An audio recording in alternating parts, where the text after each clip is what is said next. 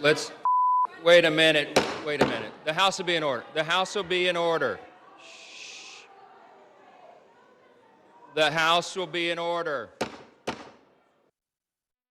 I thought it was appropriate to have a moment of prayer and reflection for Charlie Kirk.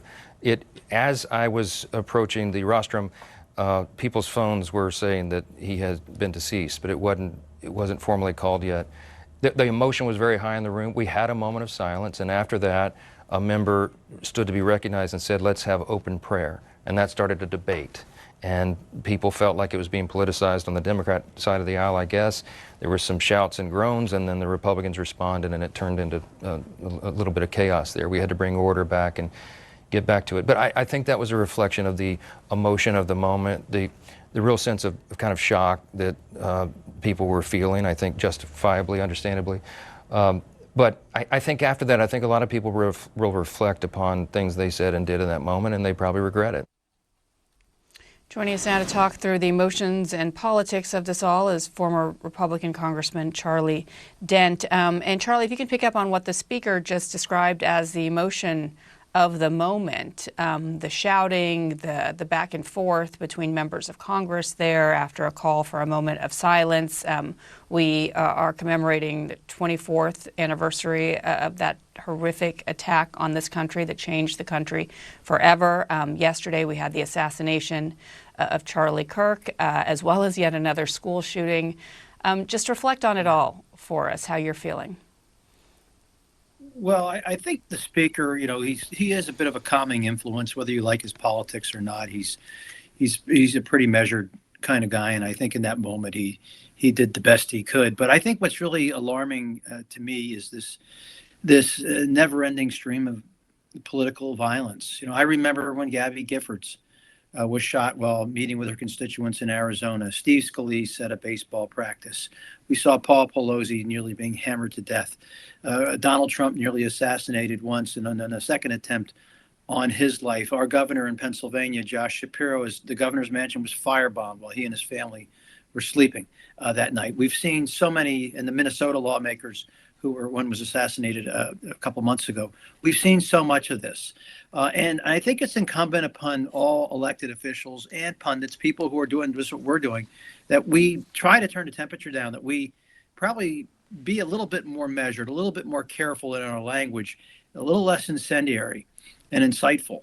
And it just seems that so many people in our country have just lost any sense of civility. I mean, the fact that we're having these kinds of shouting matches at a very difficult moment in the Congress, I think speaks to that lack of civility. I'm not here to blame anybody. I'm just saying that that's where we are. And maybe that, people don't have the same faith in institutions, and they're socially isolated in many cases, too many people, and are on their own.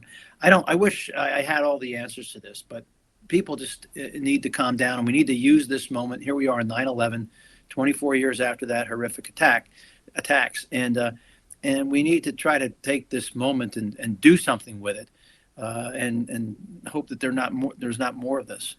Yeah, and in a rare turn, yesterday we saw every living president urgently issuing unity and condemning political violence.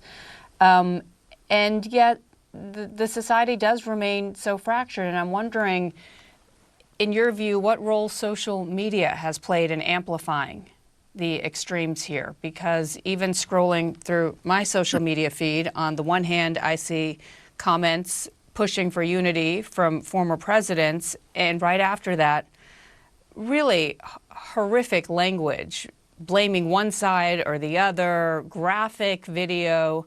Has that played a role in who even some of our elected officials feel like they have to talk to? Absolutely. And let's face it, social media is where a lot of people go to hate. They say things some people will say things on social media they would never say to one's face or in some kind of a public setting. They just wouldn't do it. And so the amount of garbage that is spewed out on social media, I think, is contributing significantly to this terrible political discourse that's occurring in the United States. And people are just, again, just speaking, particularly on the fringes. These people on the fringes, on both the left and the right, they engage in nasty rhetoric, and then they take these heated conversations and excessive. This rhetoric is just so awful, and some of them unfortunately act out on it, and that's where we are. I don't know what happened with this particular situation with Charlie Kirk, except to say that he was a victim just for exercising his First Amendment right. Whether you agree with him or disagree with his politics, he was exercising his right, and now his poor wife is a widow, and his young children have no father, and your heart just goes out to these folks, regardless of where you are on the political spectrum. So I wish I had an answer, but social media is a big part of the dialogue that has been so decimated in this country.